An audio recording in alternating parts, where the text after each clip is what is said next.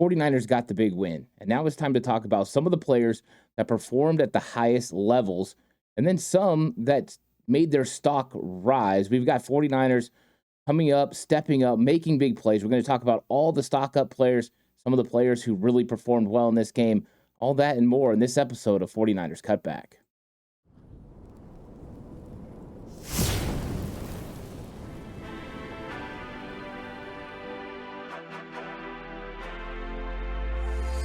From the alley-oops at Kezar to the glory days at the stick.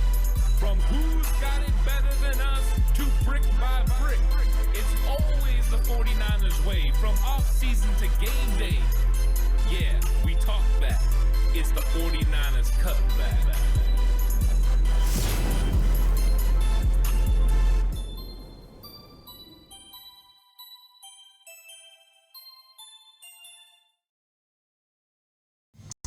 It's 49ers Cutback podcast time. Welcome to the show, everyone.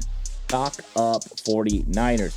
And whenever you come off a big win like this, you take a look at who performed well, who performed not so well, and you make some determinations on where you go moving forward. Now, for the 49ers, it's about guys stepping up. The next man up mentality is a real thing, especially with belief when it comes to coaches, and it becomes belief when it comes to the locker room and the players. They know that the next man has to be able to step in.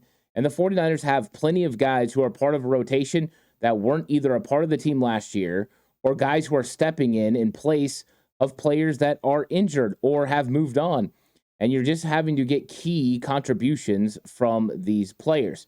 And for the 49ers, they've got guys stepping up. You've got a defensive tackle like Malik Collins who's having to step into a bigger role within this 49ers defense because Javon Hargrave is likely out for the entire season.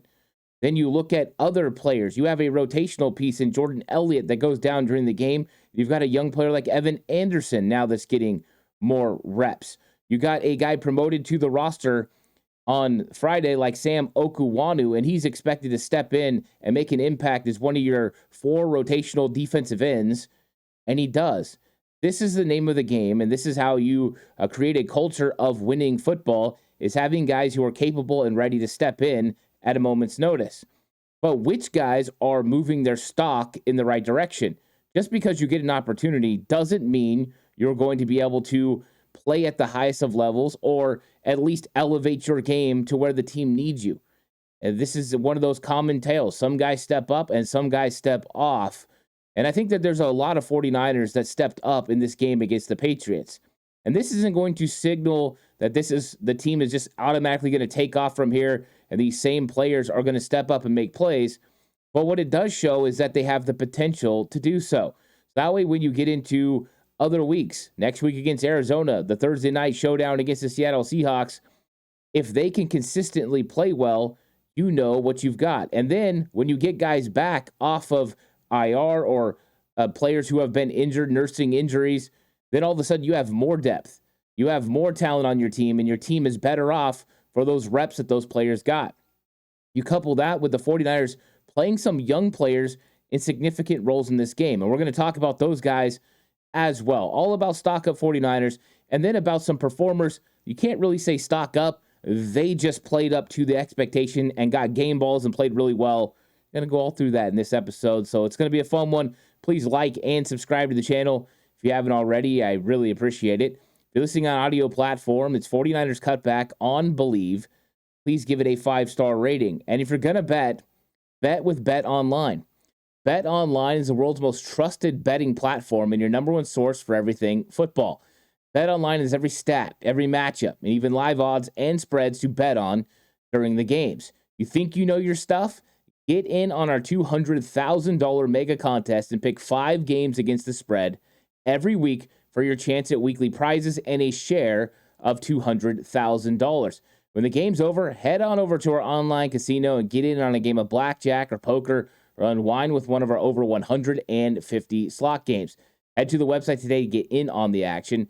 Bet Online, the game starts here. And, it's always interesting when you look at what happened in football games to get a clear picture of who's playing really well and who's not. And so you usually see the usual suspects, right?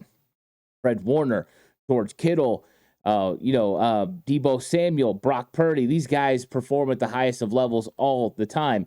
And we're going to talk about them a little bit in this episode as well. But I want to talk about some of the guys who stepped up and elevated their game and really showed us that they've got even more potential to help the 49ers this season. And the first player I want to start with is the second round pick of the San Francisco 49ers, Renardo Green. And Renardo Green stepped up in this game and got more opportunity than he's gotten any game this season. And it wasn't that he got the opportunity because somebody was playing bad. He got the opportunity because the 49ers like what he's doing, and they're trying to work him in and get him reps. So if they need to count on him, they can count on him. And we've seen the 49ers, when you have a young player that steps up and is able to play at a high level, they will let them roll and let them play. All you have to do is look at the right guard spot. A couple years ago, it was Spencer Burford, took over the right guard spot from Daniel Brunskill in training camp, never looked back. This year, it was Dominic Pooney that took the right guard spot and never looked back. There's opportunities for players who play well, and Renardo Green is getting an opportunity. He had 23 snaps in yesterday's game, and he did really well in coverage. He had 17 coverage snaps, so 17 of the 23 were in coverage, pretty extensive. He had one target against him. He allowed 0 catches, making it a 39.6 passer rating when targeted. So he played really good, and that's exactly what you need from a young player, to step in and play well. And he was playing in predominantly nickel role. So when they would go to the nickel package, just like they would do to Isaac Yedem, they would put Yedem on the outside, and then they would put Deommodore Lenoir in the slot. They did the same thing with Green. They played him on the outside. Lenoir still manned the nickel role, and Renardo Green met the challenge. And one thing I love about Renardo Green that we've seen in the first several weeks of the season is he's willing to come up and make tackles in the run game as well. He's willing to engage. He's willing to fire and go downhill and make those tackles. And so that's it. Very important to have a guy who's thinking physically from the cornerback position. So this is great news from the 49ers and Renardo Green. And we've got to keep tempered expectations. He's going to have mistakes as a young player, but that's okay. But the good news is he handled what was in front of him. That meant KJ Osborne. That meant Demario Douglas. That meant those guys that the Patriots were putting out there. Now, it's not exactly the most talented wide receiver roster, but you can only play as well as you can play against the guys in front of you. And Renardo Green handled business, and he handled business in a big way. So we'll see. He's going to get more tests. We're about to play Arizona Cardinals, and the 49ers know Renardo Green is going to get some interesting matchups if he's out there. You talk about speed. You talk about ability. And Renardo Green's been up for the challenge. He played Malik Neighbors really good last year at LSU, and now we could see another very talented receiver in Marvin Harrison Jr. But we'll see how the 49ers end up attacking as we go through the week. I'm sure we'll be going through the game plan to see how they do it. But the fact he had 17 coverage snaps and really there was no real attempt to come after him. He allowed no catches on that one target. Absolutely fantastic. Now, the guy he was replacing was Isaac Yedem. And if you went off the last 3 weeks of the season, you would say Isaac Yedem, a lot of people wanted to see him replaced. And I knew that Isaac Yedem had played well at the beginning of training camp, then suffered the injury. And so what was Isaac Yedem going to look like? I don't think it's been terrible. I think the worst play that he made, of course, has to be the pass interference call last week against the Rams. Well, we saw Isaac Yedem bounce back in this football game. Isaac Yedem, he earned a 81.8 grade in PFF. So that actually made him the highest graded cornerback in the game, even though he only played 15 snaps. So that's the difference, right? You had Renardo Green played more snaps than Isaac Yedem, but Yedem played good too. So Renardo Green and Isaac Yedem both lived up to the challenge. His 82.2 coverage grade was third best on the team. So even though his PFF grade was higher, his coverage grade third best on the team, because guess what? Deommodore Lenoir, pretty darn good. Deommodore Lenoir continues to be the highest graded coverage guy, not named Fred Warner. That's right. Fred Warner had the highest coverage grade on the entire football team. But great news for the 49ers, right? They've been talking about the fact that they needed to get better at cornerback over the last couple years. Last year, they were really in a bad position when they went into the playoffs and Super Bowl. Ambry Thomas had come off the injury, and he wasn't playing very physical. He wasn't playing very good. and the 49ers had some struggles when it came to cornerback. Well, how good does this feel that you have two guys right now that are playing well? Isaac Gedem, a veteran, right, comes in now, makes some changes, makes some good plays in this game, shows the ability that he has, and a young player like Renardo Green, who's going to be a long-term solution for the 49ers in San Francisco moving forward. This is what you need, depth at the position and guys that are capable of playing at a very high level. So it's good news. I got stock up on Renardo Green big time, and I got stock up on Isaac Gedem. Going back and watching that game last week, there were two plays that were bad for Isaac Gedem. And those plays were the pass interference down the sideline, and then one time coming out of bunch that he got beat across the middle for a significant gain. Those two plays really made the 5 for 55 look a lot worse. But in the grand scheme of things, it wasn't like it was completely bad. There was just a couple technique flaws he needed to fix. And if he can get on top of those, he can still be a significant player for the 49ers down the stretch. And I think that's what they need. You need to make sure you have depth at cornerback and you have guys that can play well. And it seems like in this game, they figured it out. Now they're going to go against tougher wide receiver groups as the season progresses, especially over the next 2 weeks against the Cardinals, against the Seahawks. So they're going to have to make sure they step up. But we've got two guys right here stepping up for the San Francisco 49ers at the cornerback position. But now we got to talk about defensive line. And the defensive line had some interesting contributions. And one of the guys that had a really good game for the San Francisco 49ers was Sam Okuwanu. He was promoted from the practice squad on Saturday officially. Of course, Okuwanu had been with the 49ers active roster when they cut down to 53. They waited a little bit. Then they released him once everyone had made all their claims, was able to get him to the practice squad. But he has been elevated multiple weeks now for the 49ers. And with the open roster spot created by Javon Hargrave going to the IR and Curtis Robinson going to the IR, they promoted Sam Okuwanu to the active 53-man roster. And now he's getting playing time, stepping up. And he deserves it. Sam Okuwanu's played well. That we just didn't know what exactly he was going to look like after having an injury during training camp. He played well early in training camp, and then towards the end, suffered the injury, was out all the way until the last preseason game, able to work his way back in, make the 53-man roster, which was a little shocking. But then now that he's on the active roster, people see why. So let's talk about what he did in this game. He made an impact. He had 3 pressures on 10 pass rush snaps. Pretty darn good for a fourth defensive end for the 49ers.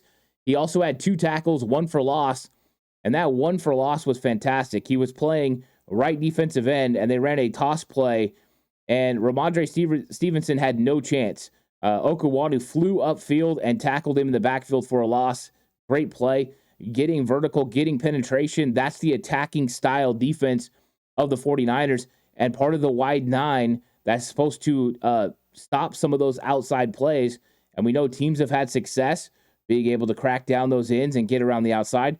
Okuwanu was not having it. He got upfield and he made the play. So that was a really nice one. He had a quarterback hit and he also had a forced fumble.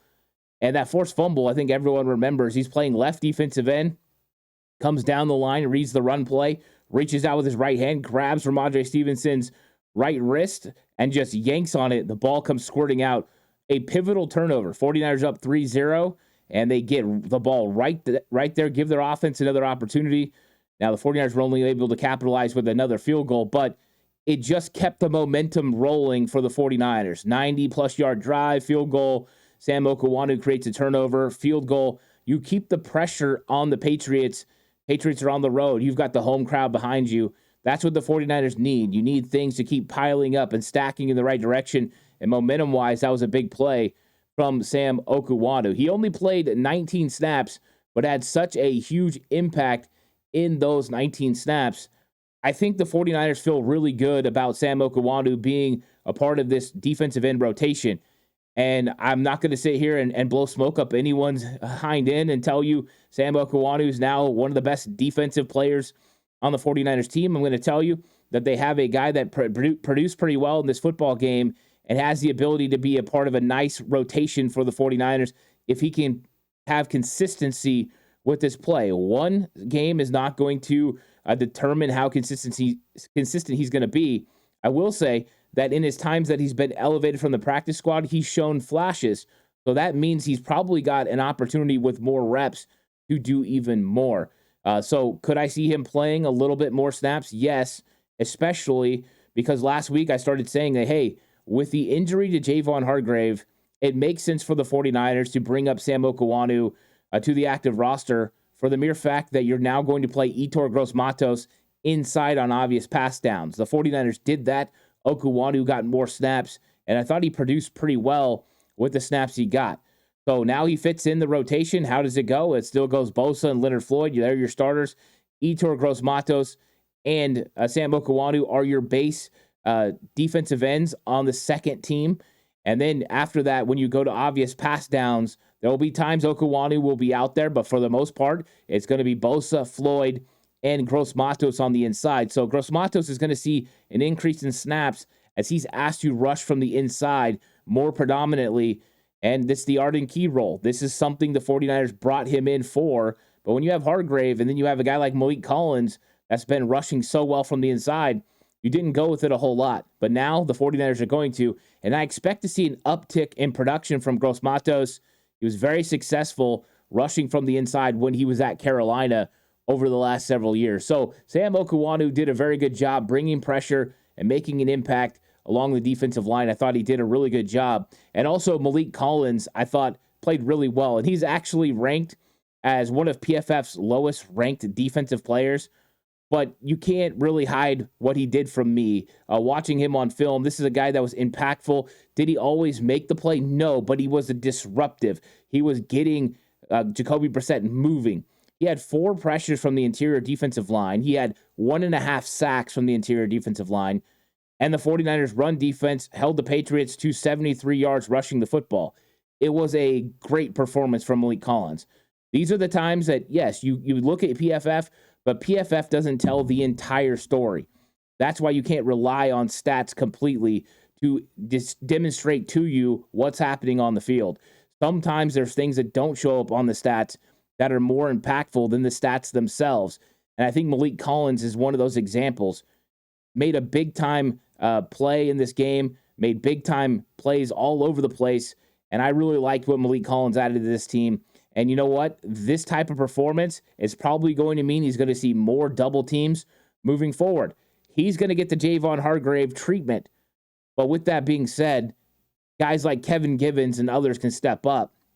And you talk about Malik Collins. I'll talk about Kevin Givens in a second, but Malik Collins, some of the moves that he was doing, the lateral quickness combined with the power that he was displaying, really, really good work. Good technique. Very good performance from Malik Collins. Very excited for the interior defensive line, especially on obvious pass downs where we're going to get Collins rushing next to Gross-Matos with Bosa and Floyd. I think we're going to have some quickness, some agility advantages against both offensive lines. And that's exactly one of the ways you can generate pressure. So Collins, great. Kevin Givens, 2.5 sacks in this football game. Some of those, right? Being in the right place at the right time. Other guys getting pressure, whether that's Bosa, Floyd, or Malik Collins. And then Kevin Givens being there to make sure he made the play. Sometimes he was the plug, and he had to be there and make sure he made the play, and he did a good job. He showed athleticism, being able to run with Jacoby Brissett and force him to the sideline. That was really good. Overall, it was just a good performance from those interior defensive linemen, especially Givens and Malik Collins, who had to step up in a big way once Jordan Elliott was out of the game. Now, Evan Anderson also had a sack in this football game. I thought that there were moments that were really good from Evan Anderson. I thought he looked a lot better than what we saw in training camp, and that makes me optimistic moving forward that he could potentially help this football team down the stretch. But they've got Kalia Davis also on the back burner as he's been recovering from injury, and he will come back at some point. And talk about what you can have with a big defensive tackle that has athleticism and is a penetrator. That is Kalia Davis. Kalia Davis has got a lot of ability. So you can see, even though the injury to Javon Hargrave hurts the 49ers, you've got a ton of talent that you have the potential to get a lot from. Now, not every matchup is going to go like this one. You're going to have some tough matchups moving forward, but you do the best you can, and these guys are showing that they are capable of performing. And you have consistency, though. I think that's going to be one of the keys. Let's talk about Dominic Pooney. Dominic Pooney, I would say last week had one of his roughest games against the Rams. It wasn't his best performance. Struggled a little bit with Braden Fisk sometimes. Run blocking wasn't really up to what we have seen from him so far. But Pooney's still a rookie. He's still learning. He's getting used to different matchups. And so we finally saw somebody that could give him problems when it came to lateral quickness. This week, different story. Dominic Pooney played really well. He was back to his dominant form. He was under control and he was doing well. In fact, he got a PFF grade, the highest grade on offense for the 49ers at 85. And the 49ers had 3 offensive linemen grade out into the top 5. Dominic Pooney, Trent Williams, surprise, surprise. That's what Trent does. And Colt McKivitz, who graded out at an 82. And so the 49ers had 3 of those guys step up and play really well. It was a good offensive line performance for the 49ers, and it was led in this football game by Dominic Pooney. And that's what the 49ers need. Consistency along the offensive line, consistency when it comes to a young player stepping up. And the 49ers showed that. Pooney gave everyone a scare, staying on the ground. I believe he got the wind knocked out of him. Spencer Burford stepped in for one play, did a really good job. Pooney came back, and he never looked back. And so Dominic Pooney's been playing his butt off this season for the 49ers.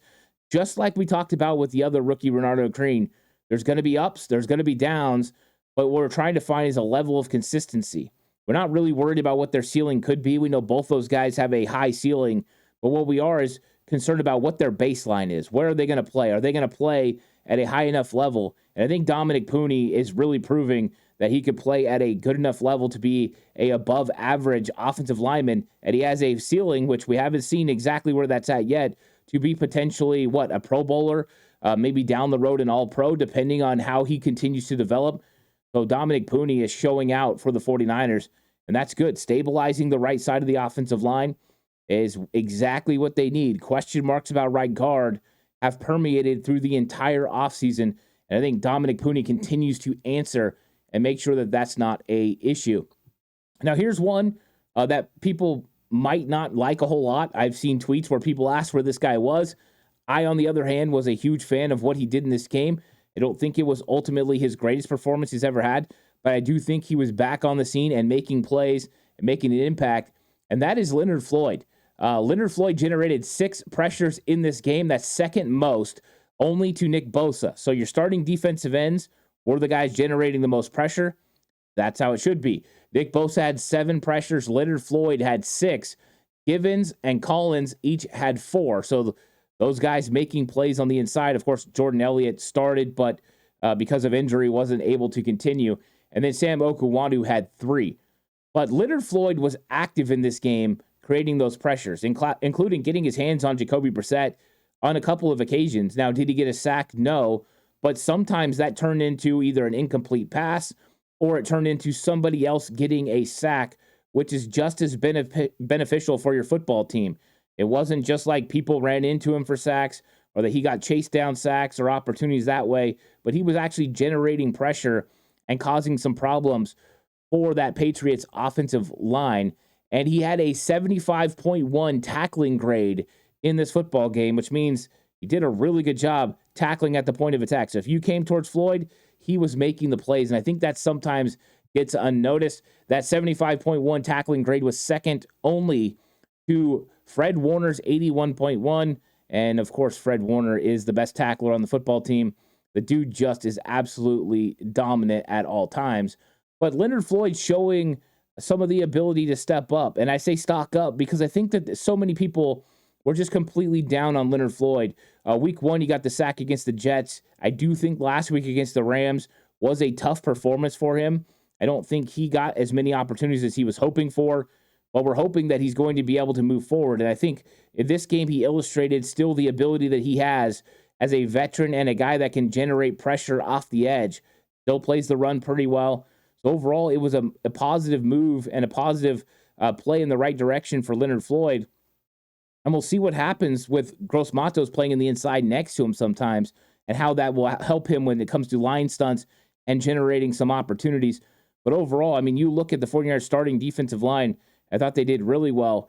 Overall, the defensive line, top to bottom, played really well. Even Robert Beal, who had limited snaps, didn't do too bad. Now, it's very limited snaps right now from Robert Beal, and that's why we know Sam Okuwanu has moved over him. But let's talk about some other great performers in this football game. Fred Warner continues to be the epitome of greatness. An interception for a touchdown. He has generated a turnover in every game this year but one, and that was last week against the Rams. He's just a next-level talent. He does everything at a high level, and he is so good. And so Fred Warner continues to be the best for the 49ers, and he is just absolutely spectacular for this football team. George Kittle comes back into the lineup, and right away you notice the difference in the run game. He's able to handle edge players, get good blocks, help spring Jordan Mason for some good runs. That is a huge part of the 49ers offense, and George Kittle once again proved why he is the best tight end in football. And then just the great catches. He had 4 targets in this game. He made 4 catches, including one over the top of 3 Patriots for a touchdown. I thought that was a great performance from George Kittle. Absolutely fantastic. So Kittle continues to play well when he's on the field. Trent Williams, talking about a toe?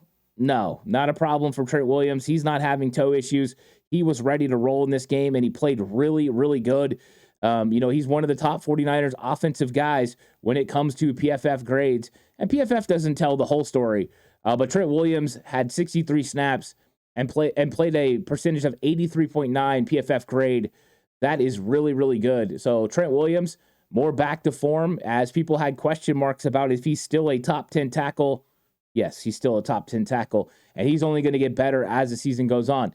Nick Bosa played really well in this football game, generated 7 pressures, 1 strip sack, and he had a 92.5 grade. And here's the good news for the 49ers. They played him 45 snaps in this game, so less snaps. The 64 snaps in the game, he plays 45, so they found a way to get him a break, and yet he was still able to produce. There's a lot of almost for Nick Bosa right now, but at some point he's going to be able to get home consistently, and that's good news for the Niners. Deommodore Lenoir was absolutely brilliant in this game, just continues to play so well, a 79.2 grade. He was the second best in coverage in the game, behind only Fred Warner. So he has been playing at such a high level this year. Lenoir's good physicality-wise, tackling, great in coverage. The PI was terrible on him. But, he just answers every single call. If you've got a responsibility for him, he's ready to go. Deommodore Lenoir just continues to be a staple for this 49ers defense. And I would say right now, he's playing the best in the secondary out of all secondary players. You got Nick Bosa on the defensive line, Fred Warner in the linebacker room, and Deommodore Lenoir in the secondary. Those are your staples who are making plays for this football team right now. It has been very good to see. And you need these guys to step up and make plays in games, and he's proving that he can do it on the defensive side of the football. Then Jawan Jennings. Jawan Jennings just continues to be so good. 3 catches, 88 yards in this football game. He is number 3 in the NFL right now in receiving. He's just been phenomenal in his opportunities. He had an 83 grade in 36 snaps. And Brock Purdy and Jawan Jennings got it cooking right now. There is a chemistry between them, and he's able to make deep plays down the field vertically. He's still blocking as good as he ever did. To me, Jawan Jennings right now has stepped up. This team needed him, and he's making plays for this football team. And those guys are all making really, really good plays. And then we got to give credit to Colton McKivitz in this game. McKivitz was consistent in his 63 snaps. He had an 82.1 grade. And bravo to the 49ers for finding ways to give him help when they needed to in certain matchups, but also being able to run the football consistently takes some of the pressure off of that offensive line. But I thought the offensive line really held up in this football game, and I was excited about him. And, that's the thing. You're going to have certain players that step up and make plays, and I thought those guys really did in this game. And there's only going to be more that comes out about how great these guys performed. One game, don't want to act like this is something that's going to roll over for sure. They've got to go out and prove it again against the Cardinals. Different matchup, a different quarterback, different set of problems that you have to face, but it's at least putting you in a positive direction, something you can build on if you're the 49ers and build on good tape. So I thought that we had some guys that were really good performers, and my stock up 49ers for this game, Renardo Green, really good. Isaac Yedem, who it's funny because they split snaps, but both played really well in this game. Sam Okawanu stock up big time in his 19 snaps. He made an impact, including 3 pressures and a forced fumble. Really good job. Dominic Pooney back to his consistent ways, and he's still one of the best pass protectors the 49ers have on the team. Leonard Floyd making an impact with 6 pressures in this game. We want to see it turn into sacks, but at least generate pressures and cause quarterback to feel uncomfortable and maybe give some of your teammates opportunities. Thought he did a good job. Malik Collins being active when it came to the run game, but also generating pressure with 1.5 sacks. Really, really good job. Just like always, 49ers captains and star players stepped up and made plays. I went through the whole episode and I didn't mention Brock Purdy, but I will say this. Brock Purdy made some of the best throws I've seen him make on vertical throws down the field. He continues to do a good job. He's still got things he's got to work on. But right now, he can't be a stock-up 49er because these are what we expect from Brock Purdy at this point. And that's the tough part, is he's just really, really good at his job. And so I'm excited for the 49ers to see what they can do in the upcoming weeks against the divisional rivals. It's bird season again. Cardinals, Seahawks, 49ers need to get 2 big wins. And I think they can do it, but we'll be breaking down all that this week. Of course, we'll have the Cardinals, 49ers first look coming up, the tail of the tape, that'll be coming up. Game preview show, the Madden Sim. It's going to be a full week of content. And of course, if you want to see film breakdowns, head on over to Patreon. Those are going to be available. So go check that out if you like watching breakdown standalone shows available over there as well. Please like and subscribe to the channel if you haven't already. Really appreciate it. If you're listening on audio platform, 49ers Cutback on Believe, please give it a 5-star rating. Of course, this episode is brought to you by Bet Online. The game starts here. I'll catch you guys in the next one. Until then, stay safe. Remember, the right way is always the 49ers way.